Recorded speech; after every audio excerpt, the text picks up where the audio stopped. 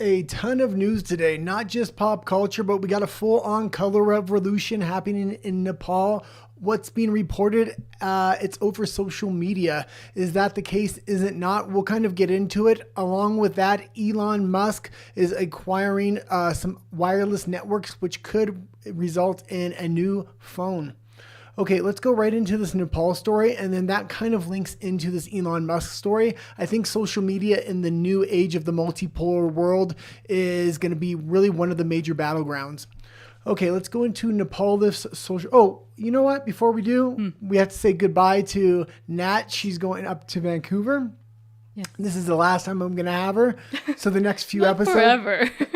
For 3 days. So the next few episodes might not be the best. But that being said, thank you for helping me out today. I always help you out. Okay. But yes, I'm soon leaving, but not yet. Oh, maybe we'll say congratulations to Rafa as well. Yes. He's got a kid. He's one of Well, our... he doesn't have a kid. They just found out they're going to have a kid. He just found out he's going to be a dad. And he is one of our original subscribers, and he's always commenting. So thank you to Rafa. Congratulations. And not so good news. We have another viewer named Walker. He was involved in a fire. So our sympathies really do go out to you, and we hope everything turns out well. Yes, he seems to be mostly okay. Okay. Luckily. Yeah, we had good news, bad news on the same day with our two most long-term subscribers there. Yes, and thank you always for your support as well. Okay. And back to sad news. Oh, I don't know if it's sad. We'll have to back kind of to get interesting in. news. We'll kind of have to get into this here. So Nepal lifts social media ban after 19 ended in protest. Yeah, I seen you gave me the look, so I didn't say the word. He's practicing doing this all by himself. So Nepal has lifted a social media ban after it sparked anti-corruption protests that led to clashes with police, leaving at least 19 people without life. In the weeks before the ban, a Nepo Kid campaign spotlighting the lavish lifestyles of politicians' children and allegations of corruption had taken off on social media. When the government moved to ban 26 social media platforms, including Facebook and YouTube, protests erupted with thousands of young people storming parliament in the capital, Kathmandu, on Monday. Several districts are now under a curfew. A government minister said they lifted the ban after an emergency meeting late on Monday night to address demands of Gen Z. Now, we have to remember this is a Western media source, so is this actually what this color revolution is about? Only in Nepal and before this was Bangladesh were the only two really modern color revolutions that have been successful. Russia, China, and the global south are very hip to these color revolutions that are going on. There is a lot of communist politics going on in Nepal. So I'm sure the United States government probably has their fingers all over this one. That being said, trying to take social media away from a country that's been exposed to it, resulting in a color revolution, is absolutely huge. It's showing the impact social media really has in this new age. We're going to go into a story in a minute about Elon Musk buying a wireless network that could potentially be connected to SpaceX, which, if these phones are distributed in countries that have censorship, it's hard to put censorship on a phone at a hardware level. But let's go more into this story first. But also, especially because in this case, it was a whole social media thing exposing how the politicians and their children lived and the corruption within the country. So the fact that they were now trying to censor and ban it, it just makes it way too obvious. Yeah, color revolutions don't happen this way just over some social media post about some Nepo kids. There is a lot of moving parts on something like this, a lot of assets within a country, I would suspect, all being activated at once to try to get this to happen. Mm-hmm. Last week, Nepal's government ordered authorities to block 26 social media platforms for not complying with a deadline to register with Nepal's Ministry of Communication and Information Technology. Funnily enough, we have the exact same request here in Mexico, and they just put that into law. So, well, and another thing about this, not only government buildings were this rebellion is absolutely huge. Some of the biggest government buildings in Nepal are currently being burnt down, but they also went after the major media station connected with the government in Nepal and burnt that to the ground as well. They've also taken vengeance on politicians' wife and children. Platforms such as Instagram and Facebook have millions of users in Nepal who rely on them for entertainment, news, and business. But the government had justified its ban, implemented last week, in the name of tackling fake news, hate speech, and online fraud, similar to what a lot of other countries have tried to do. Young people who took to the streets on Monday said they were also protesting against what they saw as the authoritarian attitude of the government. Many held placards with slogans including "Enough is enough" and "End to corruption." And this was a young person's revolution. A lot of the pictures that are coming out were the more young demographic that had this revolution.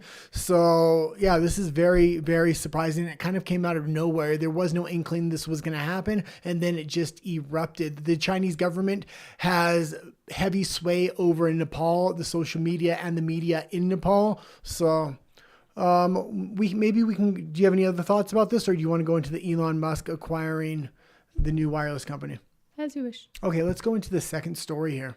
And this was really a big story, I thought. From Deadline, Elon Musk's SpaceX spending $17 billion to acquire wireless spectrum from Dish Network parent EchoStar. Yeah, and this is big because this is bigger than AT&T and a couple other wireless service providers in the United States. So if he gets this access, which he obviously has because he bought now, and he combines it with a phone, this is going to give direct access to all social media without any interference from governments themselves. Maybe. Themselves potentially. This is a huge. This could be viewed by other governments as a potential military weapon. Mm-hmm. Okay, let's go into this a little bit, especially when we've seen the United States government. What? Including the potential for it being involved with the United States. Oh yeah, government. this is. The United States government has their fingerprints all over this. They're highly connected to Elon Musk. Let's go into this. But there's nobody else that is potentially having a phone that will have direct satellite access and social media at the hardware level. So, EchoStar has secured a financial lifeline from Elon Musk, whose SpaceX has agreed to pay $17 billion to acquire large amounts of its wireless spectrum. The parent company of Dish Network has been transitioning to wireless over the past few years as the pay TV business continues to erode. Wrong-footed by fluctuating interest rates, it found itself on the brink of bankruptcy several months ago, along with the sale of spectrum. The deal with Musk also includes funding for $2 billion in cash interest payments on EchoStar's debt through November 2027. The transaction also encompasses a long-term commercial agreement for EchoStar's Boost mobile subscribers to access SpaceX's Starlink direct-to-cell service. EchoStar also said it will resolve an FCC investigation of the company's wireless operations. Yeah, and you're seeing a lot of manufacturing currently move back to the United States, especially high-tech manufacturing, and trillions of dollars being invested right now. I did watch the new Apple, what do you call it? iPhone? What do you call it when they have the presentation? The Apple event. Yeah, we watched the Apple event today, and the phone did not look good at all. It's barely an upgrade. A lot of technology has slowed recently, mainly because of manufacturing issues. Apple's going to have to get out of China. It's going to be a long, hard road for them to get out of there. There is an opening in the market for somebody that has capital to create a cell phone manufactured in the United States. I could see Elon Musk definitely doing this. There has been talk of the Tesla phone or potentially the SpaceX phone, whatever company he wants to go under. But on top of that, he does have the money to kind of do this, and the Everything app has been talked about for a long, long time. To get something like the Everything app to actually work in Western society, it's going to have to be done at the hardware level of the phone. Okay, because we've kind of seen a little bit of a rocky road between Apple, the Apple Store, and the Android phone as well. So he really wants to get in at the base level, which would be the hardware. Mm-hmm. Okay, let's read a little bit more about this. While AT&T, Verizon, and T-Mobile continue to lead the wireless sector, the merger of T-Mobile and Sprint forced the sale of spectrum assets. EchoStar and Dish are now control that spectrum and are making a run at becoming a viable fourth provider for wireless services. News of the agreement boosted shares in EchoStar by more than 20% in pre-market trading. They had already more than doubled over the past 2 weeks amid speculation about a possible rescue by Musk. For the past decade, we've acquired spectrum and facilitated worldwide 5G spectrum standards and devices, all with the foresight that direct-to-cell connectivity via satellite would change the way the world communicates, EchoStar CEO Hamid Akavan said in his statement. The deal with Starlink, he added, will enable the company to realize the direct-to-cell vision in a more innovative innovative, economical, and faster way for consumers worldwide. Yeah, and if SpaceX or Tesla does come out with a phone, this thing is going to be huge in black markets, especially places like China, Russia that have heavy internet censorship. It looks like social media, not just social media, but online, just different online platforms are going to be the real new war zone of the modern era. So definitely going to keep an eye on this story. Okay, let's go into Ben Affleck and Matt Damon here. From The Hollywood Reporter, Ben Affleck, Matt Damon's Artists Equity taps Amy Bayer as film TV president. The veteran executive spent 17 years at Sony, overseeing projects such as Moneyball and The Pursuit of Happiness. Yeah, this is a good move by them. They are trying to move behind the scenes more than they are in front because this is their company. I think they need to leverage their star power before they have no more star power with whatever are the big films coming out for the next 2 years, especially Matt Damon. Ben Affleck has been completely destroyed by Jennifer Lopez. He's a shell of a man. I did not like him in Batman. I can't remember the last time he did something I really liked. Oh, the one where his wife tried to kill him, I think. To end him? Huh? Gone Girl? Gone Girl, yeah. Okay, let's read a little bit about this. Ben Affleck and Matt Damon's Artist Equity has a new president of film and television, with veteran executive Amy Bayer joining the banner. She will report to co-founder and CEO Affleck and Chief Operating Officer Dylan West. During her career, Bayer spent 17 years at Sony, which now has a 3-year deal with Artists Equity to finance and distribute its films.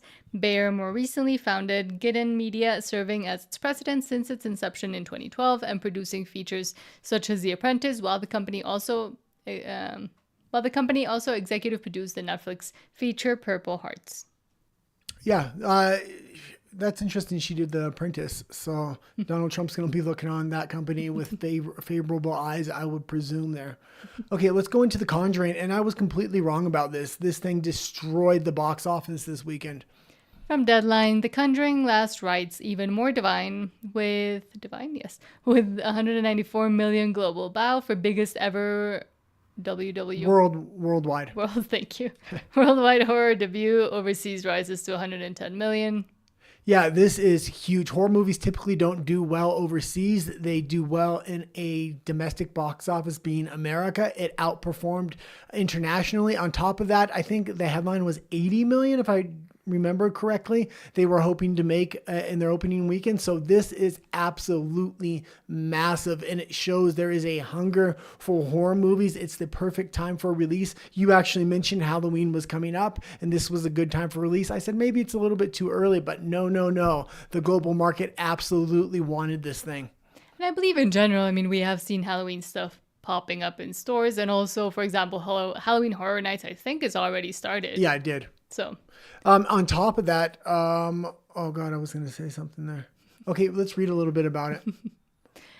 New Line Warner Brothers' The Conjuring Last Rites had some extra divine intervention between Sunday's estimates and today's actuals, with the global bow ascending to 194 million. This makes the Michael Chavez-directed installment the biggest horror opener of all time worldwide, overtaking the same studio's It from 2017. Yeah, and I think, especially on YouTube, things like this, scary stories, people are going to bed with these things. A lot of different podcasts go around different, have aliens, demons, things like this. This is very popular in the modern era. So, because they live among us? Well, me and you have different views on it. I definitely think it's a thing. Okay, let's go into the next story here, though. You know what I mean? To make fun of your scary story times.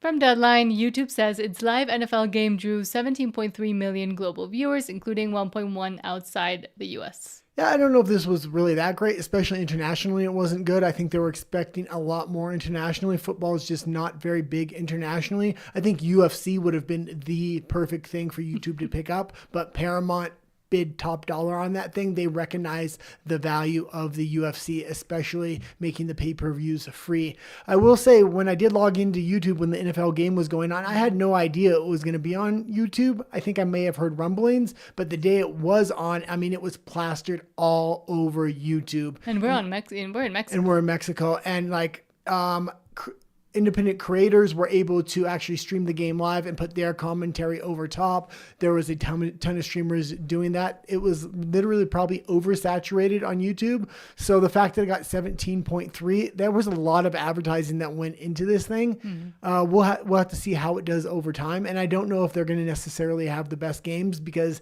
NFL content has been divided between a lot of different sources. Yes. Okay, well, let's read just a little bit here. YouTube said its first ever global stream of live NFL game last Friday drew a total audience of 17.3 million people, including 1.1 million outside the US.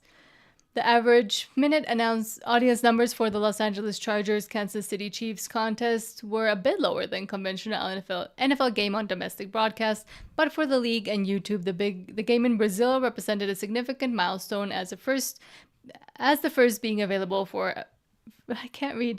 free to a worldwide online audience. The US numbers came from Nielsen, while YouTube self-reported the tune in everywhere else.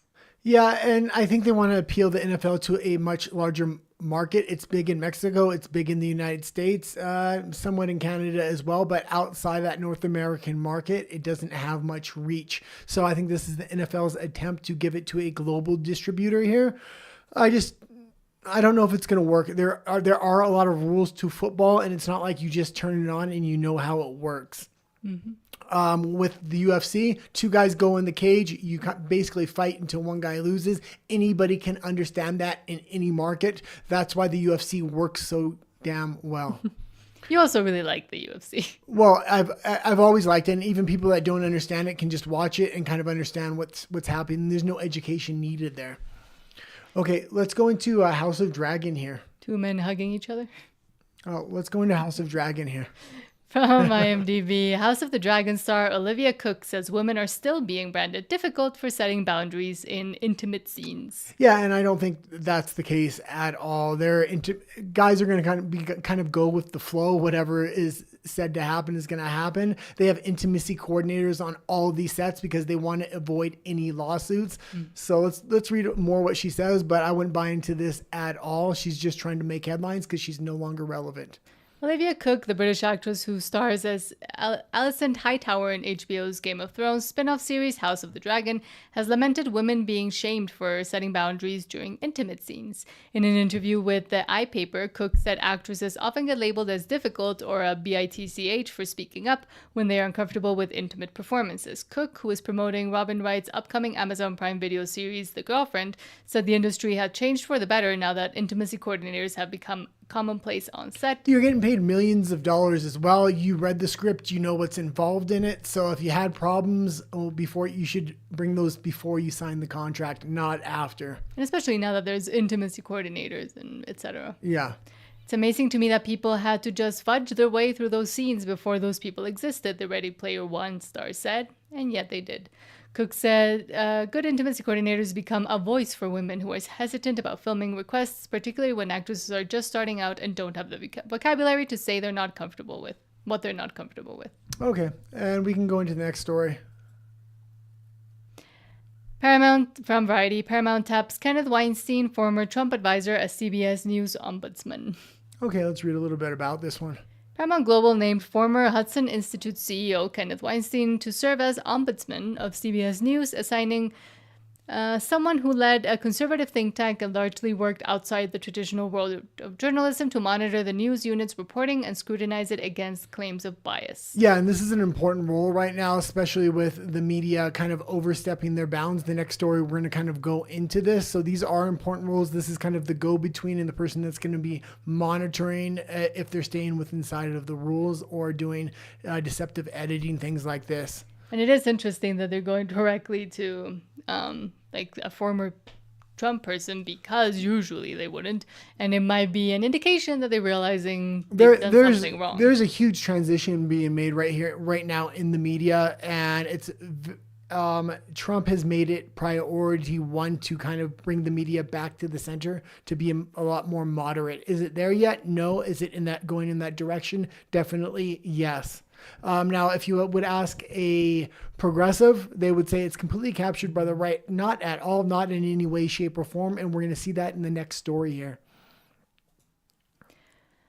From The Hollywood Reporter, CBS News changes interview policy for Face the Nation after backlash for edit to Kirsty Noem's segment. Yeah, and this was highly edited and very deceptive. And a lot of people thought the mainstream media was kind of over this much deceptive editing, but alas, it is not. So let's go into it a little bit. CBS News changes interview policy. Oh, I read that part. The Sunday Public Affairs show will now run live or live-to-tape interviews after an edit to an interview with the Homeland Security Secretary drew pushback.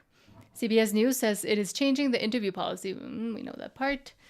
Yeah, it has two different policies. It has one for liberal interviews, so they'll edit it in the most flattering light when it's somebody like Kamala Harris, but when it's Trump or Kristi Noem, it's very deceptively edited. There have been multiple lawsuits over multiple news organizations now on the way they've deceptively edited these things. In response to audience feedback over the past week, we have implemented a new policy for greater transparency in our interviews, said a CBS News spokesperson. And if you don't know what happened, Noem was the guest on last week's Face the Nation, which is moderated by Margaret Brennan, and was asked about Kilmar Abrego Garcia, the Salvadorian man who... now they're not calling him Minnesota man. Minnesota? Where was he supposedly from? I can't remember. Minneapolis. Who has been at the center of a dispute over the administration's deportation efforts. CBS News cut down Noem's interview, including 25 seconds in which Noem lists a number of crimes he is accused of. The Department of Homeland Security subsequently said that the segment was selectively edited. This morning, I joined CBS to report the facts about Kilmar Abrego Garcia, Noem said in a statement after the episode aired. Instead, CBS shamefully edited the interview to whitewash the truth about this MS-13 gang member and the threat he poses to American public safety. Yeah, so this is I think this is a good policy. It can only help the news network. I mean, the Trump administration is pushing them in the right direction. This is how you're going to regain trust with the general public. And it is funny that they did publish the full unedited interview online, and that's how people realized. But then they came out to say it was edited for time and met all CBS News standards. But now we're seeing them coming out and saying, oh, we're changing the policy. Sorry. So they did know they messed up. Yeah, oh, definitely. Okay, let's go into Ford here, and it's recalling 1.5 million vehicles. From Newsday, Ford recalling almost 1.5 million vehicles in the U.S. due to rear view camera issue. Yeah, and Ford is going to have a tough time. They have so many government subsidies over the years. Is this company really that important to the U.S. government anymore? You're getting new companies kind of coming up. You have Amazon with their plastic truck coming out, which is extremely cheap. It's electric. I hope they do come out with a hybrid or gas version of that. But you also have Tesla. You're having companies with new manufacturing processes really starting to dominate the market. And this is an old, antiquated type of car company. I don't know if they're going to be able to keep up in this new era.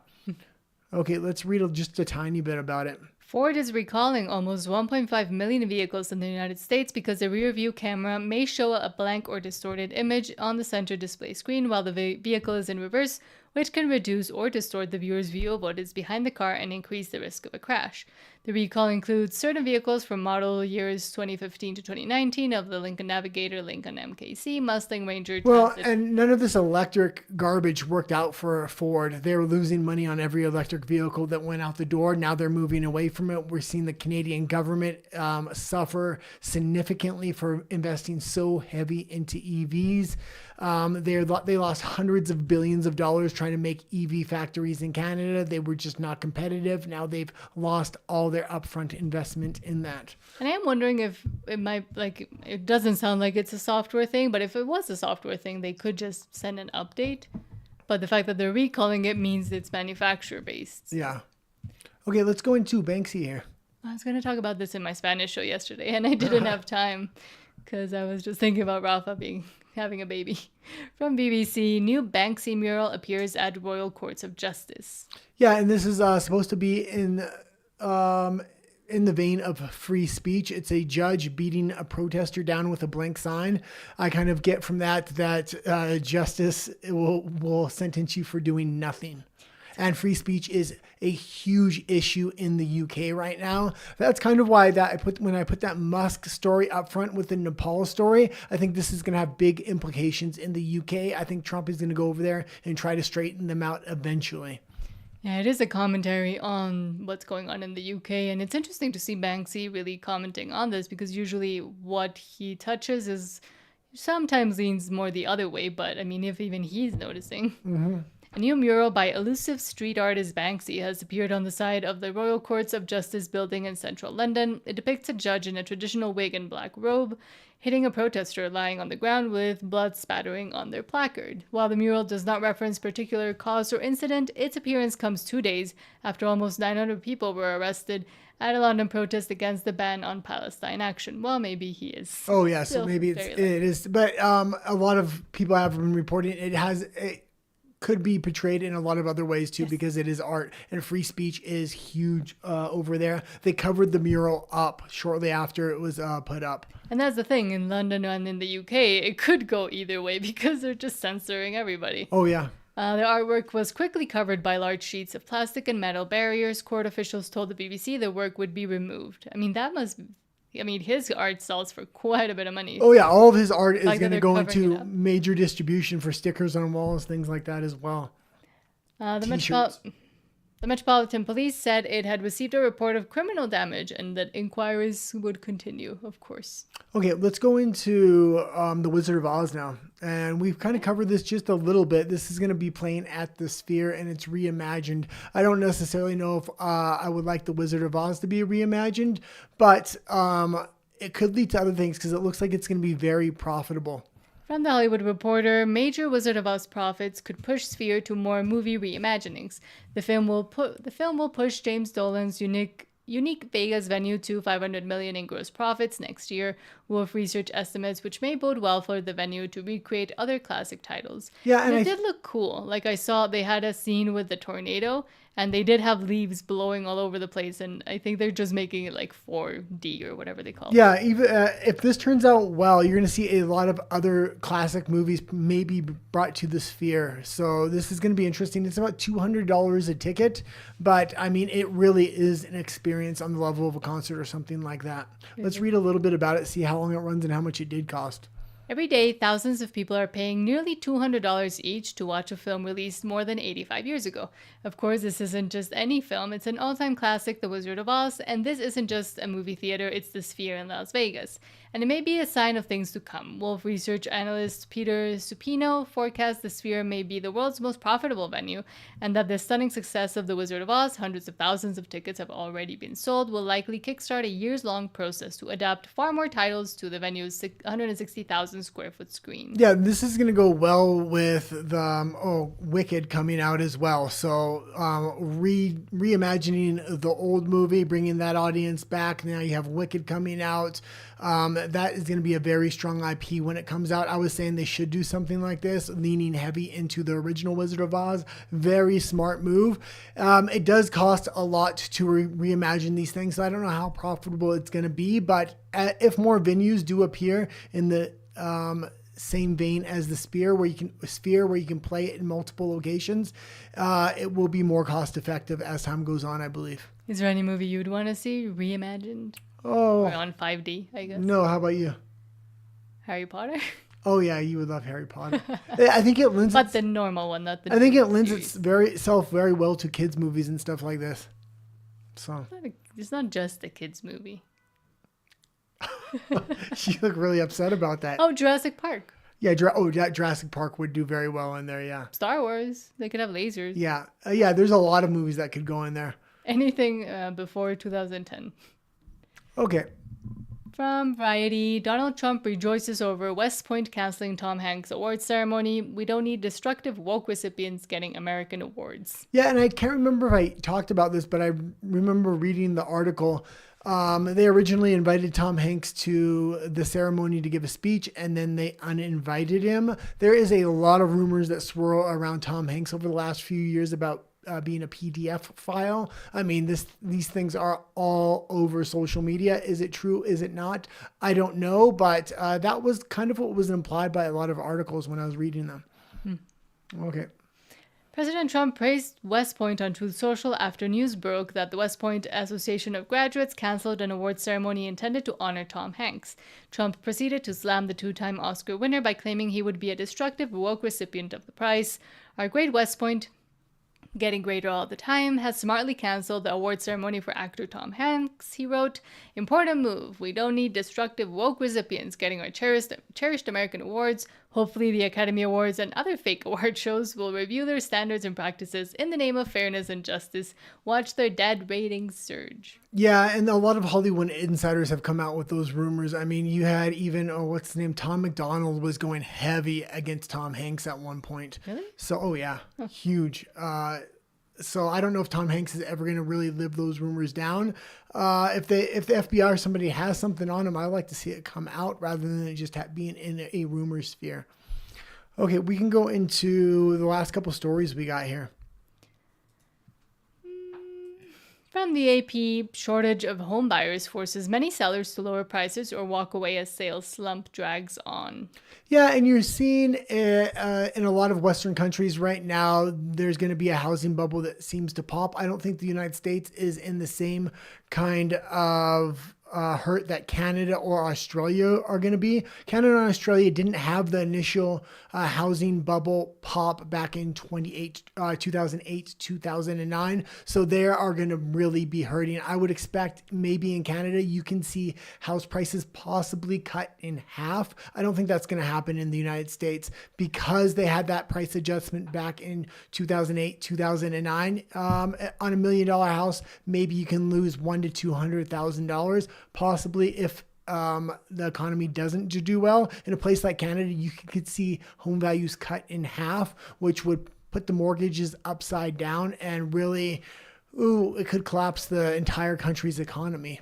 But I was seeing something related to this, which is the boomer freeze, which essentially means that in the next couple decades, boomers will exit this earth, and with them will go their big mansion houses or their very big houses, which they bought a long time ago, then they held on to, and now that they may be trying to sell them before they leave this earth, they're not finding buyers because younger couples, younger people, younger families cannot afford to live in those houses anymore as they could before. Yeah, there's just a lot of things going on with the housing market. It's all in Western economies where they have unregulated banking or deregulated banking. And that's why you're seeing these house prices overinflated like in a lot of countries.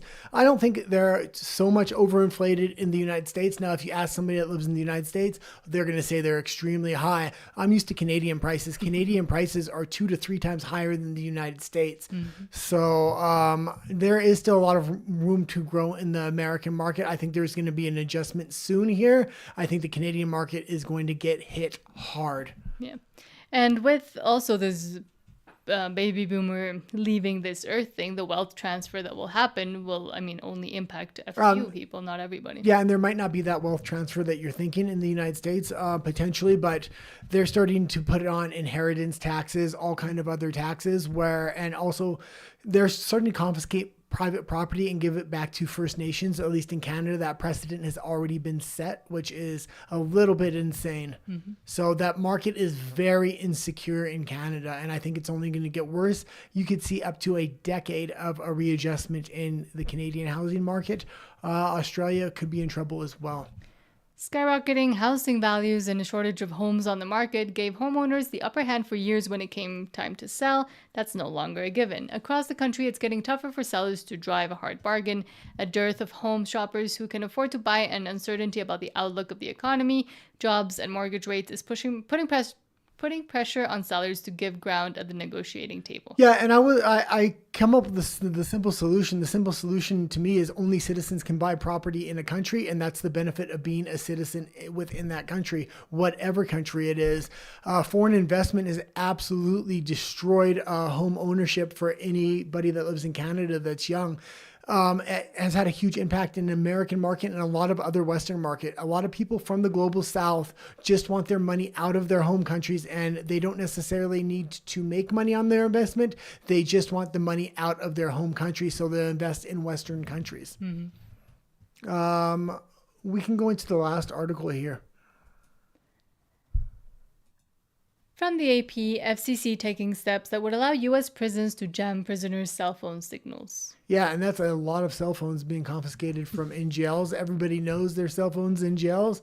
That being said, I don't think the guards are going to like this much because I think you're going to have to jam the whole facility. Yeah. Let's read a little bit about it, though. Federal officials on Friday said they are taking steps that will give state and federal prisons the right to jam the signals of cell phones smuggled to inmates' devices. They argue allow prisoners to plot violence and carry out crimes. FCC Chairman Brendan Carr said Friday during a news conference in Arkansas that his agency would vote at its September 30th meeting on a proposal to lift a restriction in place that prohibits state and federal prisons from jamming signals of phones that prisoners aren't allowed to have. Yeah, this is all like, even if they do this, they're going to find another way around it, another way to get information out. Right now, so many phones are in there because mostly guards are being paid to bring these cell phones in and smuggle them in. So there's always going to be a way around this thing. Mm-hmm. It may not be a silver bullet, but it may not be the right fit for every facility. But there are certainly lots and lots of facilities around this country where this type of solution will and can make a significant difference. Every single day that goes by, we're leaving the American public exposed, and we're going to close that loophole. Okay. And also with, Elon's new venture, does that mean if they can connect to satellite that the jammer wouldn't work, or would it? It depends on the kind of jammer. So, yeah. That being said, I think that's it for today's episode. Thanks for helping me out for the last time before you head up to Vancouver. And thank you for WDW Pro today. Yes, thank you for on having there. us on today. Yep. And again, congratulations to Rafa, and we hope Walker gets better soon. Yes. We'll see you tomorrow on a live, though. Yeah. Oh, if you're not subscribed yet, please do so. I'm approaching 500 subscribers, and it would be nice to get there. Yes. Adios. Thank you.